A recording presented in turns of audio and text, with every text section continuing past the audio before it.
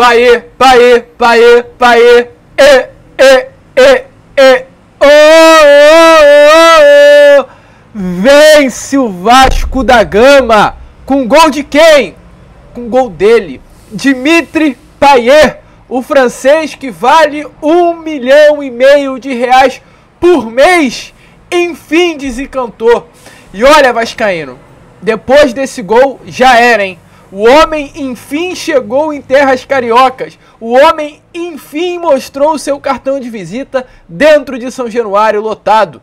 Vence o Vasco. Saímos da zona do rebaixamento. O Vasco hoje é o 16º colocado do Campeonato Brasileiro. O Vasco novamente conseguirá dormir longe da zona. Com mais de 20 mil torcedores em São Januário, uma boa atuação e com gol de Dimitri Payet, o Vasco vence a boa equipe do Fortaleza e atual finalista da Copa Comebol Sul-Americana, passando por grandes clubes. O Vasco hoje, torcedor vascaíno, é importante falarmos sobre isso aqui nesse pós-jogo, não venceu qualquer equipe. O Vasco hoje venceu uma equipe muito boa, tecnicamente e fisicamente, que é a equipe do Fortaleza. O Vasco hoje venceu. E novamente, como vinha acontecendo contra Coritiba, contra Fluminense e mesmo com derrotas contra Palmeiras, aquele empate contra a Bahia, o Vasco convenceu. O Vasco venceu, mas atuou. O Vasco venceu, mas jogou bola. O Vasco venceu, mas foi superior ao Fortaleza. O que não vinha acontecendo. As últimas 3 partidas antes do Vasco, antes dessa data FIFA, preocupou. O Vasco, mesmo vencendo o América Mineiro, jogou mal. O Vasco, quando foi goleado para o Santos na Vila Belmiro, jogou mal. E o Vasco, contra o São Paulo, no sábado retrasado, no mesmo São Januário, jogou mal também. O Vasco foi mal nas 3 últimas partidas antes dessa parada de quase 10 dias. Mas, pelo visto, Ramon Dias utilizou o tempo que esteve livre para melhorar esse elenco do Vasco, para fazer com que o Vasco voltasse a jogar a bola que sabe jogar. E hoje, os atletas do Vasco colocaram a bola no chão e jogaram bola. Hoje, os atletas do Vasco conseguiram ser superior durante grande parte da partida, durante grande parte dos 90 minutos, do que, volto a repetir, a boa e forte equipe do Fortaleza. O Fortaleza, caso vencesse hoje o Vasco em São Januário, chegaria ao G4 do Campeonato Brasileiro. Não estamos falando de qualquer equipe. Estamos falando de um time que já joga junto há quase 3 anos. De um trabalho que está há quase 3 anos sendo realizado por Juan Pablo Vojvoda. Não estamos falando sobre qualquer equipe. Não foi qualquer vitória do Vasco hoje em São Januário. E é importante tocar, bater nessa tecla, porque às vezes a gente acha que é o Fortaleza.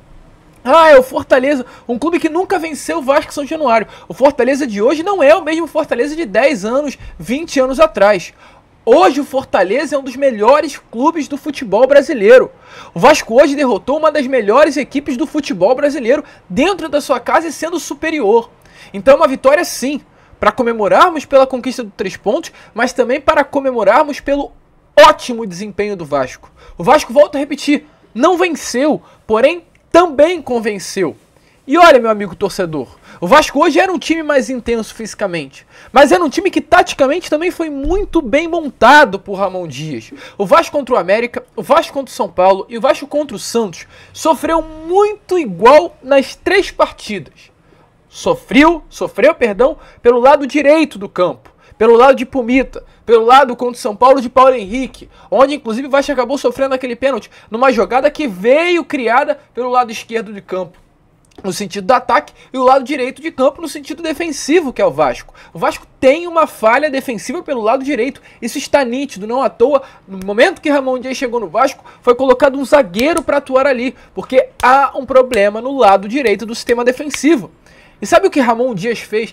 E aí, torcedor, a gente vê como a inteligência de um treinador, como é diferente ter alguém na beirada do campo que entenda de futebol.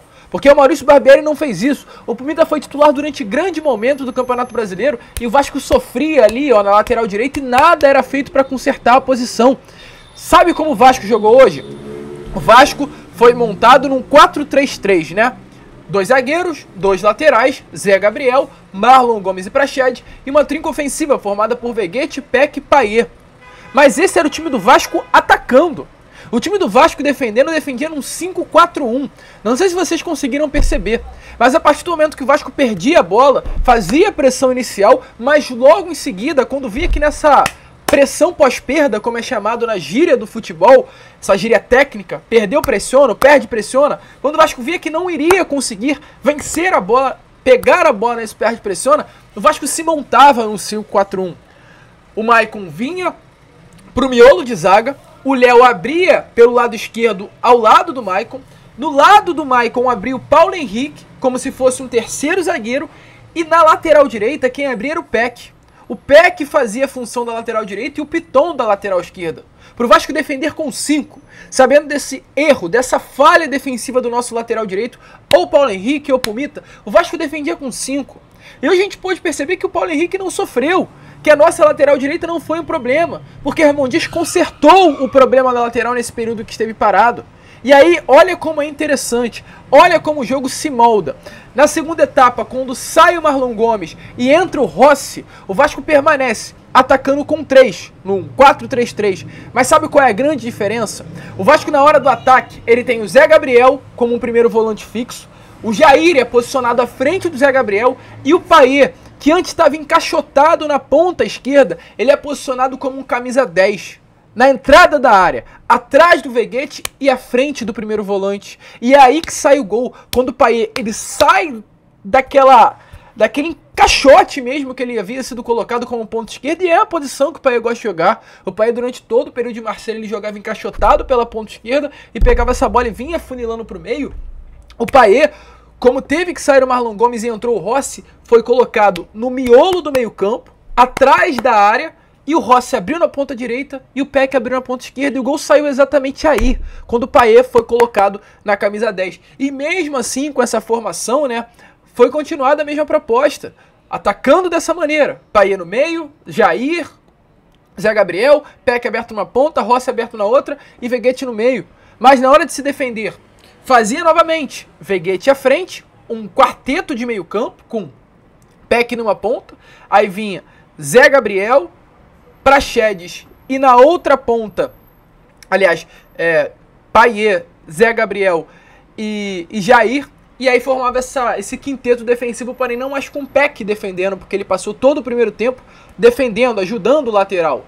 Veio o Rossi passou a auxiliar o Paulo Henrique no lado direito do campo.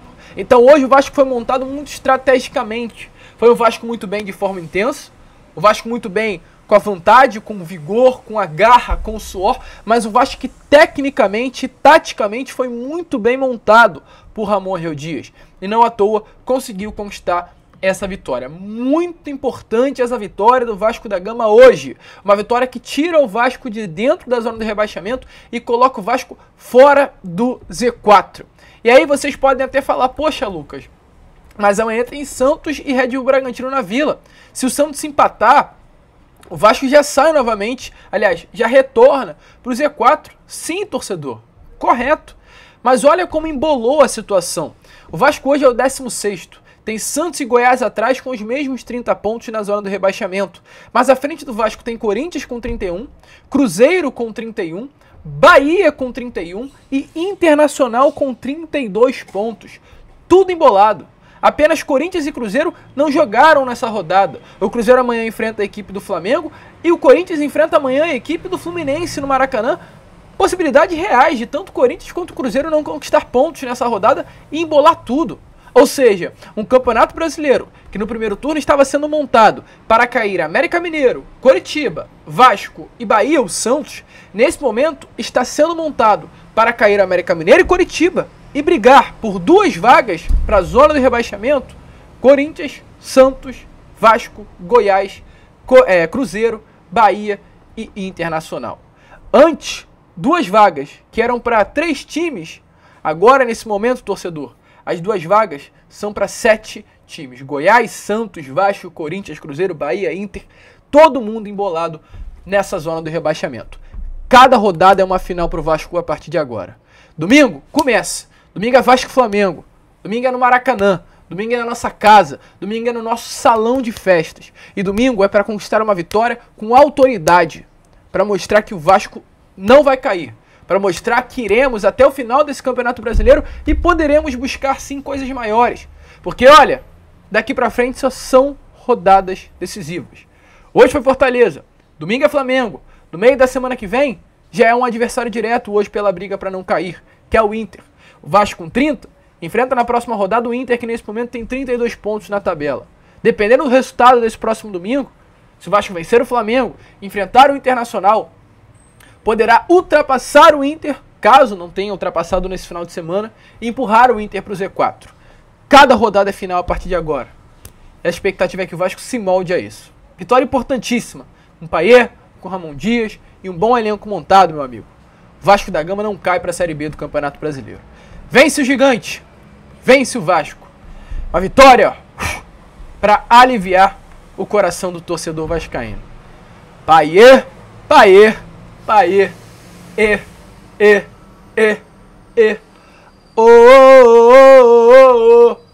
vence o gigante, ó. Aqui é Vasco.